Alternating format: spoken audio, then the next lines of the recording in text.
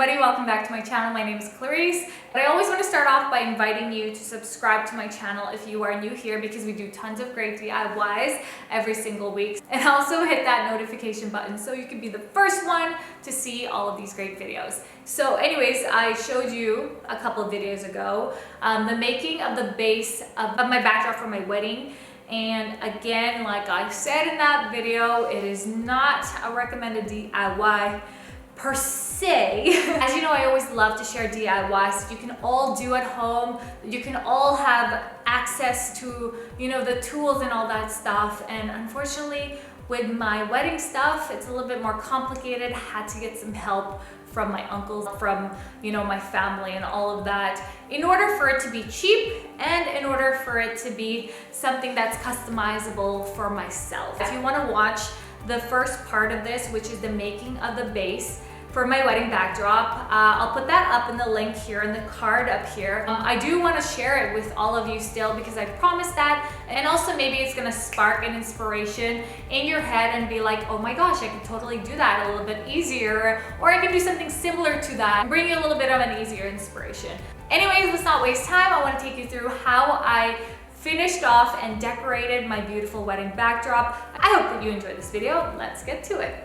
All right, so I'm at Michael's now, and they have a 55% off coupon on their flyers, but all the florals are also on sale for 40% off, so you can apply the 55% if it's already on sale. I may just get all the stems now instead of coming here and, you know, trying to see when the 55% or the 50% is going on, and maybe I'll spend like a little bit more money, but it's just worth the time.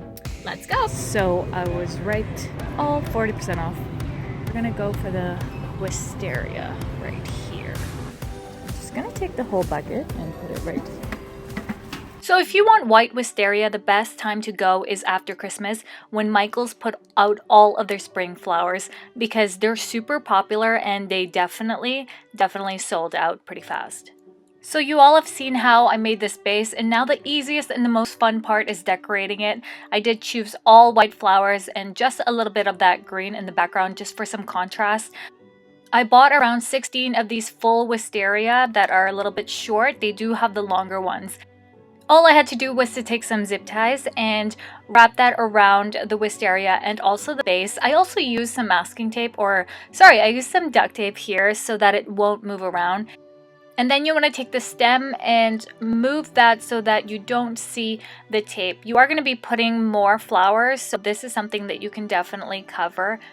You want to cut the excess zip ties right away because you don't want to miss any. You are going to have lots of them on here. So basically, I'm just putting all of that wisteria all around. I thought that the one bunch of wisteria was just enough as far as the thickness that I wanted the flowers to look like. If you do want them fuller, you do want to put them a lot closer to one another, because you don't really have to spread all or each of the stems apart. You can also put some fillers, like all of these fillers I got from dollar store or I got from Michael's, and all you have to do is just place them where you want more of the white flowers or where you want a little bit more of that fuller look. These beautiful orchids look so real. They're also from Michael's and they cost about 20 bucks without your 40% off coupon, and I wanted orchids there to accent the whole look because this was the main flower from my wedding. So I just got 4 of them and I put them right at the top where everyone can see them, and they just look absolutely gorgeous with the wisteria. I forgot to show you them individually, but they also have long wisteria, and they sell that for I think around $16 without the 40% off coupon too. So I got a few of them and I hung it up right at the top. Since the back is not going to show at the wedding, I just transferred all the flowers that were in the back to the front, and this is what it basically looks like after cutting all of the zip ties. There's going to be tons of them. Since our main table is going to be in front of this, I'm just putting a little bit of greenery at the bottom since nobody's going to see this, and this also saves a little bit of money so you don't have to put all wisteria all the way down. I am absolutely floored at how beautiful it turned out. I didn't want any fake flowers at my wedding because I'm not a big fan of them, but since this wasn't going to be close to the guests and also I was going to reuse it, that I was super happy with my choice about getting all the fake flowers from Michael's.